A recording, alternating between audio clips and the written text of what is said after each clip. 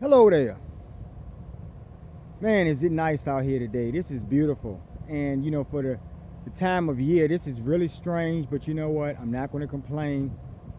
I'm happy for that. I'm happy about enjoying my life and enjoying this time out here in this air and feeling good. You know, today, you know, during my travels today, I saw a situation that triggered some other things in my mind about previous situations that I've experienced or been around, and relative to people in their mind, how they think. And I have to let you people know, if you didn't know this by now, because many of you are still lost and you may not know this, but a lot of the things that you do in your life as adults are really products of some type of, instillment when you were children. And I say this all the time: if you have dysfunctional parents, if you have parents who are, bad, or, have bad habits or something, then there's that many more reasons that you're probably going to be, exactly like them, or pick up some of those habits, you know. So it's relative, it's all relative to behavior, because I'm the behavioral guy. Now, what I want to talk about today is self-esteem. And the reason why I want to talk about self-esteem is because, a lot of the things that we do to people, a lot of the one-ups that we try to put on people, is all behind how we feel about ourselves. And that we project, negative things onto other people because we want to feel better than them.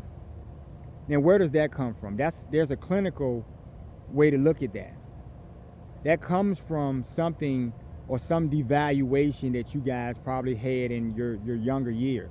And that's why I go back into that, that upbringing thing. Your parents or some influential person in your life, who may not have been influencing you for the better. So your self-esteem is why you choose to behave and act the way you do. And it's dysfunctional. I love that word. I love it, because everything I talk about is connected to that dysfunction. So let me get to this. People today, let me go into the story. How about that? Let me start off with this story, this one example, and then we'll lead on into the conversation. But I was around somewhere today, and it doesn't really matter where I was, but I was in a place and there were some workers around, and there was this one particular worker, and I heard, I guess the foreman or whoever talking to this guy told him to do a trash thing or something. So literally we were I'll just say this, we were in a cafeteria, and this guy was in charge of, I guess he was dumping trash or something. Now, I'm not trying to minimize, work is work. If you dump trash for a living, it's a job, it's a living, right? I'm not going to knock you for that. We're not talking about that. But what I'm saying is that this guy, because someone delegated him the task of making sure that all of the trash was dumped in a certain place, this guy was literally yelling at patrons. And so when I came up, I got up from the cafeteria, and I was with someone, and we were putting away some trays or something, dumping them or something. And so the guy goes, "Don't put it in this trash, put it in that one." And he was yelling at everyone who came up because someone had empowered him to be the trash monitor. You see where I'm going with this? It's not about his job. It's not about, I'm not doing, by no means am I making fun of what he was doing for a living. But I was showing you that little bit of power that someone afforded him was just enough to take him over the edge and lose his freaking mind. So he became the trash Nazi for the day. And everyone who came up, who ate in that cafeteria, he would yell at them and tell them, "Don't put it in this trash can. Put your drink bottle in that recycle can," or something. He was doing that. And I had to look at the guy. He yelled at me. I paused for a minute, and before I gave him a Justice Empath stern talking to, I decided to cool my jets because I realized this will be great fodder for a video because there's clinicals involved. Um, there's some clinicals involved with um, why this guy was doing that. The clinicals are that he felt really insecure. It could have been about the job he was working. It could have been just him in his own mind. But it was a bad look because every single one of the people who walked up looked at this guy like he was insane. You know, it's not that serious, man, but but you thought it was. And so people looked at this guy like that. Now they weren't in a place probably where they were going to clinically analyze what he was doing and why. But that's what I do. So I decided to make lemonade out of lemons, I guess, and give you something, because that is dysfunctional behavior and it stems from insecurity. If you want to be a better person in life, you have to think about how you want to be treated. Do unto others. You've heard that all your life, but somehow you guys are not able to connect that to your actual existence, and live your lives under those, under that doctrine. You're not able to do that, because it's too easy and it's so fun to ostracize other people, and the stuff that you guys do, the childish playground antics that you guys do every day. Typically I would tell you that, if it was a really anal move, I would tell you that, I would probably talk about your low level emotional intelligence, but it's that too. But really, I want you guys, to getting off this guy, I want you guys to just think about that in your life. If you're somewhere in life, if you work at a restaurant, or if you're, anything you're doing in life, right? And you have a little bit of authority, just remember to humble yourselves, because it's not that serious. Life is not really about living on those terms.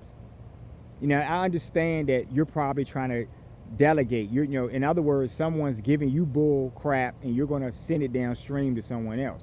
And that's where too many of us go wrong, because we do these types of things. We don't stop and let it stop with us and then evaluate the negative dysfunctional behavior and then say, well, we're going to kill it right here and we're not going to let it go to another person. But what happens mostly is that we experience some type of joy from not being the it person, right? And that all goes back to 4th grade on the playground. I was that guy in 4th grade who just, I found myself in the office a lot, because I'll be honest with you folks, I put my hands on a lot of people when I was a young child. I mean, we had a lot of bullies, we had a lot of anal retentive children, and sometimes you would just get tired of looking at the stuff they're doing. And I told you, I had a serious problem with stalking bullies when I was a kid. I would literally beat the bullies up. I would watch them do something stupid, right? And then I would catch them in an unsuspecting moment and pow, knock the crap out of them. And it wasn't right. Eventually I learned, to curb that type of aggressive behavior, but it felt really good, god dog it. It really felt great doing that, And I wonder what became of those young people. Did they learn a lesson in life from these things? Did they learn, did they learn how to not be that way because someone gave them, something that they could use, right? A nice slap, here and there gets people in line. So I hear. And it worked for me during my childhood, so, But I want you to understand that a lot of this behavior is dysfunctional. I look at grown people every day who are literally physically grown, right? Physical adults.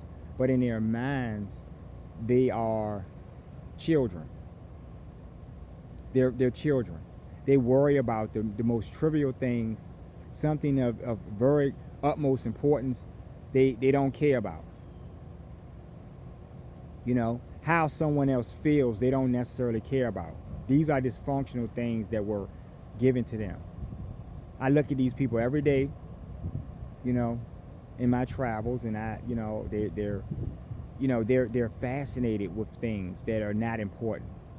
People all the time when I'm traveling out and about, when I'm doing things, I always have people spectate me. I've told you guys about different situations where I've gone out to eat, and you know, people at the table, maybe a table across from me or a couple of tables over, they're making noise and being rude and everything you saw in fourth grade or something. You know, I love bad behavior, folks. I do. But I love when people want to grow up. I love when people want to use discretion before they open their mouths and hurt other people's feelings because they want to one up someone. Y'all like the videos, y'all share them and subscribe. I'm going to enjoy this day, kick back, and we'll be talking soon. But cut it out. If you're doing this, cut it out. Y'all have a good one.